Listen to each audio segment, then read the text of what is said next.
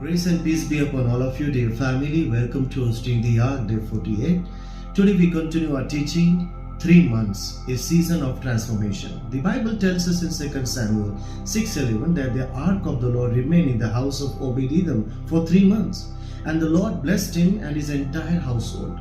These 3 months were not simply a period of waiting, they were a season of transformation. प्रिय परिवार, प्रभु यीशु मसीह के नाम में अनुग्रह और शांति आपको मिले। आज हम अपनी शिक्षा को जारी रखते हैं। 3 महीने परिवर्तन के एक मौसम को आगे समझेंगे।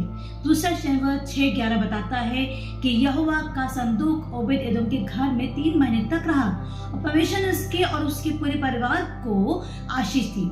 ये 3 महीने केवल प्रतीक्षा करने का समय नहीं थे, ये परिवर्तन का एक मौसम था।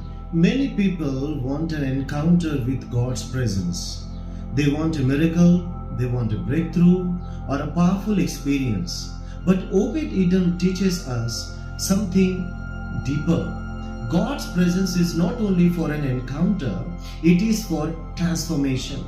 When God's presence remains within us, it begins to change our thinking, priorities, character, and our lifestyle. बहुत से लोग परमेश्वर की उपस्थिति में एक अनुभव चाहते हैं। वे चमत्कार, सफलता या परमेश्वर की सामर्थ का अनुभव करना चाहते हैं। लेकिन ओबेद एदोम हमें इससे भी गहरी बात सिखाता है। परमेश्वर की उपस्थिति केवल अनुभव के लिए नहीं, बल्कि परिवर्तन के लिए है। जब परमेश्वर की उपस्थिति हमारे साथ बनी रहती है, तो वो हमारी सोच, हमारी प्राथमिकताओं, हमारे चरित्र, हमारे जीवन शैली को बदलने लगती है। There is a difference between visiting God's presence and hosting God's presence. A visitor comes for a moment, but a host prepares a place for someone to remain. Jesus said in John 15:4, "Abide in me and I in you." So God is looking for people who will not simply experience His presence in a church meeting, but will carry His presence into their homes, families, decisions and every lives. परमेश्वर की उपस्थिति में केवल जाना और उसकी उपस्थिति की मेजबानी करना दोनों अलग बातें हैं। एक अतिथि थोड़े समय के लिए आता है, लेकिन एक मेजबान किसी के ठहरने के लिए स्थान तैयार करता है। यीशु ने यूहन्ना 15:4 में कहा, तुम मुझ में बने रहो और मेरी बातें तुम में। परमेश्वर ऐसे लोगों को खोज रहा है जो केवल कलीसिया की सभा में उसकी उपस्थिति का अनुभव ना करें, बल्कि अपने घर, परिवार, निर्णयों और दैनिक जीवन में उसकी उपस्थिति को लेकर चलें।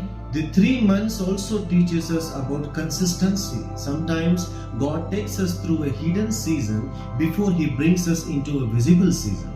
Before a greater responsibility comes greater preparation. Before influence comes character.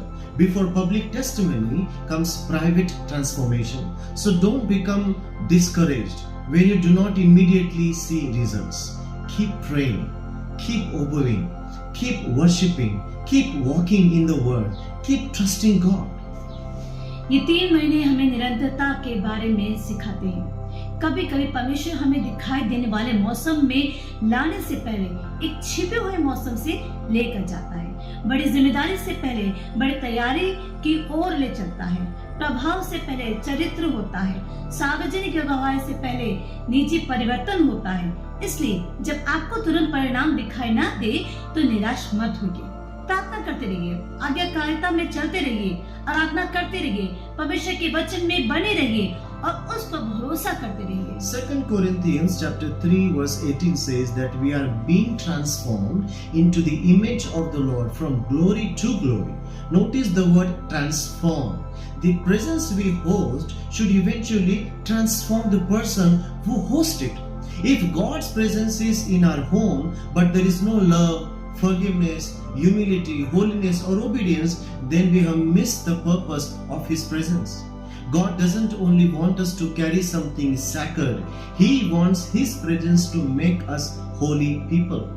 दूसरा कुरिन्थियों 3:18 कहता है कि हम प्रभु के स्वरूप में महिमा से महिमा में बदलते जाते हैं। ध्यान दीजिए, बदलते जाते हैं। जिस परमेश्वर की उपस्थिति को हम होस्ट करते हैं, वही उपस्थिति अंततः हमें बदलना चाहिए।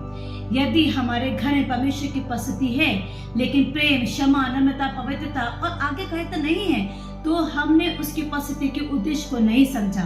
परमेश्वर केवल ये नहीं चाहता कि हम किसी पवित्र वस्तु को उठा के चलें, वो चाहता है कि उसकी उपस्थिति हम पवित्र लोग बनाए। And this is where the story becomes powerful. Obed-Edom's house became a testimony. His private experience with God's presence eventually became known to King David. What happened in one house affected the wider nation. Never underestimate what God can do through a transformed family. Your home may look ordinary, but when God's presence is honored, that home can become extolled. और यही ये कहानी और भी सामर्थ्य बन जाती है। ओबेद एदोम का घर एक गवाही बन गया। परमेश्वर की उपस्थिति के साथ उसके घर में जो हुआ उसकी खबर राजा दाऊद तक पहुंची। एक घर में जो हुआ उसने पूरे राष्ट्र को प्रभावित किया। कभी ये मत समझिए कि परमेश्वर एक बदले हुए परिवार के द्वारा कितना बड़ा कार्य कर सकता है। आपका घर साधारण दिखाई दे सकता है, लेकिन जब परमेश्वर की उपस्थिति का सम्मान किया जाता है तो वही घर असाधारण बन जाता है। So today, don't simply ask God, Lord, bless my house. Ask Him, Lord, transform my house. Don't only ask God to give you more, ask Him to make you capable of carrying more. Because when God's presence transforms the carrier, the blessing becomes more than something we receive. It becomes a testimony that our life carries.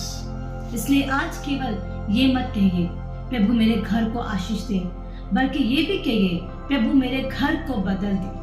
केवल ये मत मांगिए कि परमेश्वर आपको और अधिक दे, बल्कि ये मांगिए कि वो आपको और अधिक संभालने योग्य बनाए।